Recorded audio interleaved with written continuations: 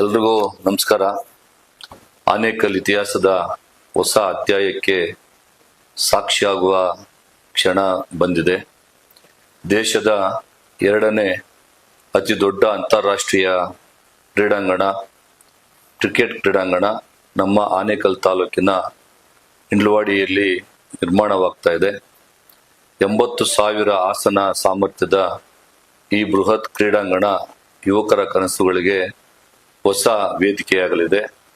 ನಮ್ಮ ಹೆಮ್ಮೆಯ ಮುಖ್ಯಮಂತ್ರಿಗಳಾದಂಥ ಸಿದ್ದರಾಮಯ್ಯನವರು, ಉಪಮುಖ್ಯಮಂತ್ರಿಗಳಾದಂಥ ಸನ್ಮಾನ್ಯ ಡಿ.ಕೆ. ಶಿವಕುಮಾರ್ ಅವರು, ಮತ್ತು ನಮ್ಮ ವಸತಿ ಸಚಿವರಾದಂಥ ಜಮೀರ್ ಅಹಮದ್ ರವರು, ಅದೇ ರೀತಿಯಾಗಿ ಅಧ್ಯಕ್ಷರಾದಂಥ ಶಿವಲಿಂಗೇಗೌಡರು, ಮಾನ್ಯ ನಮ್ಮ ಒಮೂಲ್ನ ಅಧ್ಯಕ್ಷರಾದಂಥ ಡಿ.ಕೆ. ಸುರೇಶ್ ರವರು, ಇನ್ನೂ ಎಲ್ಲ ಅನೇಕ ಸಚಿವರುಗಳು, ಈ ಒಂದು ಪ್ರಿಯಾಂಕ ಖರ್ಗೆ ಅವರು, ಮತ್ತೆ ನಮ್ಮ ಡಾಕ್ಟರ್ ಜಿ ಪರಮೇಶ್ವರ್ ಅವರು, ಡಾಕ್ಟರ್ ರಾಮಲಿಂಗಾರೆಡ್ಡಿ ಸಾಹೇಬರು, ಇನ್ನೂ ಅನೇಕ ಎಲ್ಲ ಸಚಿವರು ಕೂಡ ಈ ಒಂದು ಕಾರ್ಯಕ್ರಮದಲ್ಲಿ, ಗುದ್ಲಿ ಪೂಜೆ ಕಾರ್ಯಕ್ರಮದಲ್ಲಿ ಭಾಗವಹಿಸ್ತಾ ಇದ್ದಾರೆ.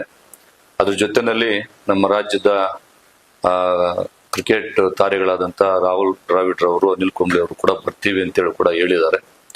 ಆದ್ರಿಂದ ಮೇ 23ನೇ ತಾರೀಕು ಬೆಳಗ್ಗೆ 11 ಗಂಟೆಗೆ ಮಾನ್ಯ ಮುಖ್ಯಮಂತ್ರಿಗಳಾದಂತಹ ಸಿದ್ದರಾಮಯ್ಯನವರು, ಮಾನ್ಯ ಉಪಮುಖ್ಯಮಂತ್ರಿ ಡಿ.ಕೆ. ಶಿವಕುಮಾರ್ ಅವರು, ಎಲ್ಲ ಸಚಿವರ ಒಂದು ಸಮ್ಮುಖದಲ್ಲಿ ಇಂಡ್ಲವಾಡಿ ಗ್ರಾಮದಲ್ಲಿ ಬೆಳಗ್ಗೆ 11 ಗಂಟೆಗೆ ಗುದ್ಲಿ ಪೂಜೆ ಕಾರ್ಯಕ್ರಮ ಏರ್ಪಡಿಸಲಾಗಿದೆ.